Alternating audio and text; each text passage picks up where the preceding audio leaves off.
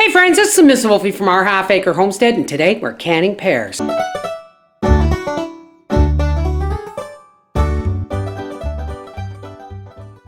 This is what my pear tree gave me this year. This pear tree, well, it's only, 5 years old, so it's finally really doing a beautiful job. Now, one thing about pears is it's hard to know when to harvest them. You harvest them when there's a bit of a blush on the skin, and then you let them age for a few days before you start canning them so they get a little soft. But look at this, the size of this thing. Look at the size of that. All right, let's get started. So here's my bowl of water with a shot of lemon juice in it. Here's my pears, and I have a bucket of pears, a small bucket of pears too. Some of these are just too small, or see, this is where it hit when it was falling out of the tree. But these are the pittings, okay? Nothing wrong with that. These aren't from bugs. What's this? These are from is when we had that hailstorm in June. And so that's, doesn't matter. We're not selling these to be eating. But look, we got to cut that part off. But it doesn't mean that can't go into the apple butter, right? So I'm just going to peel these, and I have a bucket on the floor over here for my peelings, because we're going to bury any compostable stuff from canning. We're going to bury it in the bottom potato boxes, the bottom of them, so that they can rot all winter. Oh man. Yeah, this one's for butter. Okay, I'm going to dump my pears out here. I'm just going to cook these and put them through a food mill.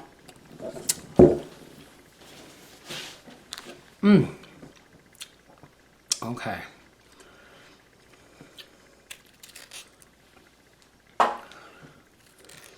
Now my pears haven't been sprayed or anything along those lines. And you could probably use an apple peeler, but I've done it. And the texture is quite different. So you end up losing more pear than you save. Okay, now let's see if I remember how to do this. Oh, I hear the chainsaw. Papa's gonna be cutting some wood. Okay. Now, we're gonna cut this right down the middle like this. And the funny thing about pears is their stem goes all the way through their core. So if you,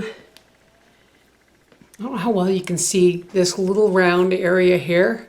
If you just scoop it, get under it with a spoon, and pull, it'll pull the stem part right out, and there is your pear. Do you want to see that close up? Go from the blossom end with a pointy spoon and get all around, just kind of loosen it like that, and then pull. Well, okay, that didn't work.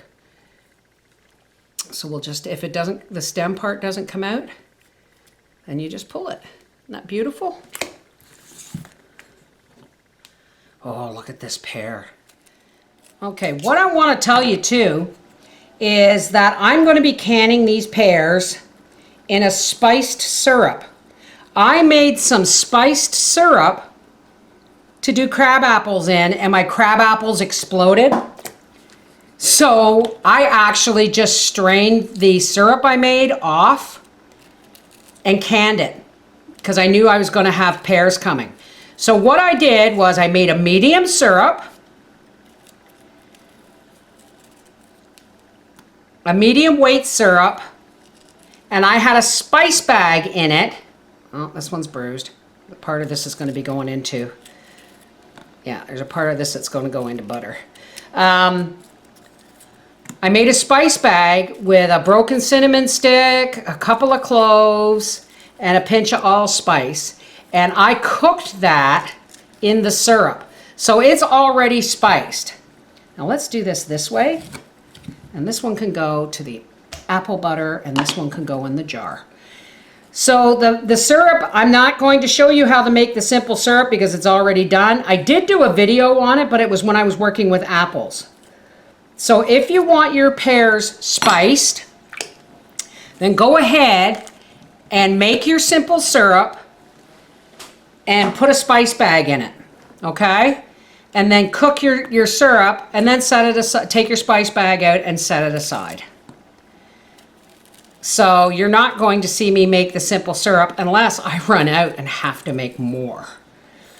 Which very well may be because I got apples coming. I'm going to be dehydrating a lot of apples because I like using apples in pies. And I also like using canned pears in pies. So later on, when all my canning and dehydrating is done for the winter, I'll show you how I'll make a pear apple pie from the pantry.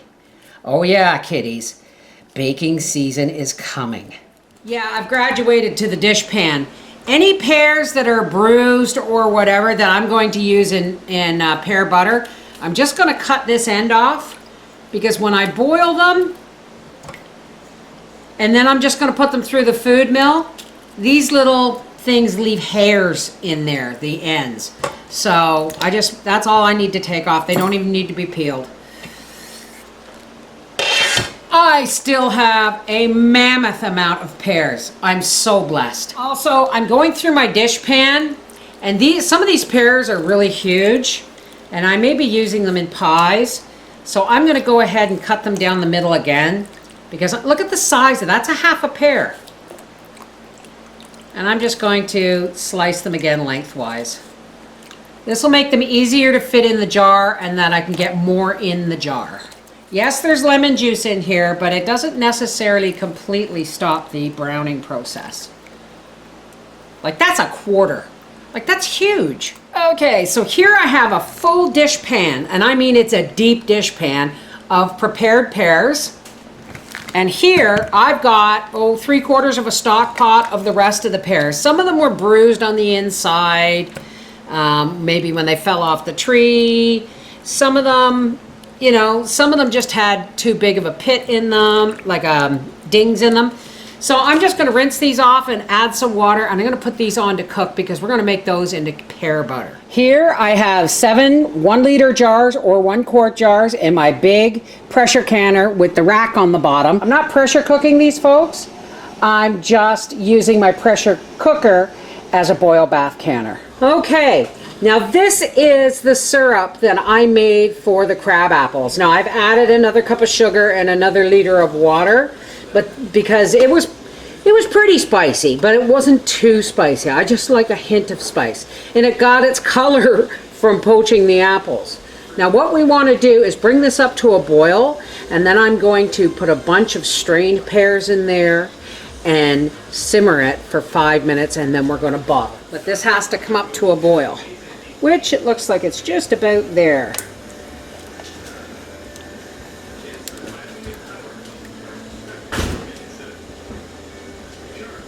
This way, I'm pretty sure I won't use all the syrup in the first couple of jars.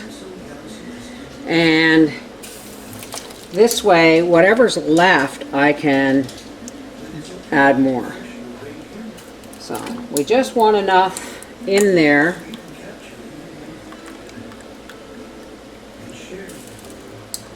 Yeah, just under. There we go. That's just a right amount. And I'm going to set the timer for 5 minutes. Clean simmered jar. My new funnel that Dee Dee brought me. Remember, your jars are hot at this point. Oops.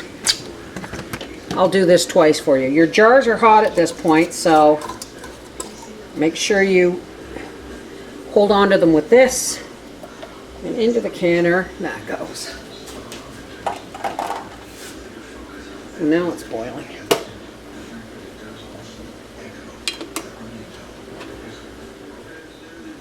And you got to be quick because you don't want these to cook down to mush. There's what we're going.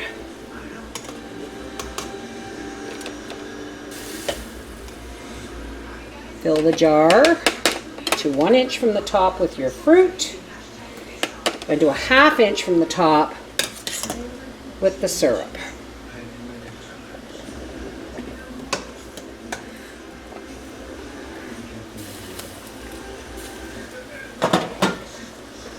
Always, always debubble.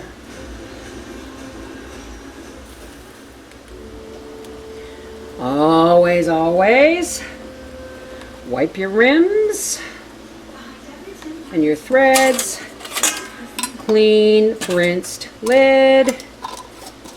Fingertip tight and into the canner. All right, so we'll be back when I get the rest of these done. Okay, I got 6 1-liter jars of pears and spiced syrup.